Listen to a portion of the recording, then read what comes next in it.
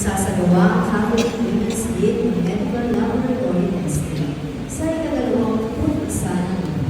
Sa ganap na kalima hanggang sa 10 ng umaga, ang medical lab package ay nagkakahalaga ng 340 pesos. Sa lahat ng mga nagnanais ng flower offering sponsor para sa May Flower Redemption, sa ika-1 hanggang sa ika-21 ng Mayo ay makapag-ugnayan sa ating parish office.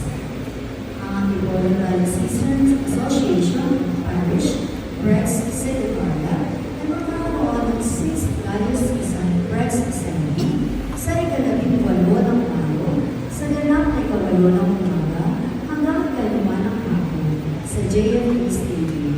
Ang lahat ng Brex graduates mula sa mga parishes ng Diocese of Antipolo ay naanayang makisa sa masayang pagtutulong ito. Maaaring mag-register online gamit ang link na nasa FB page ng NSDA Brex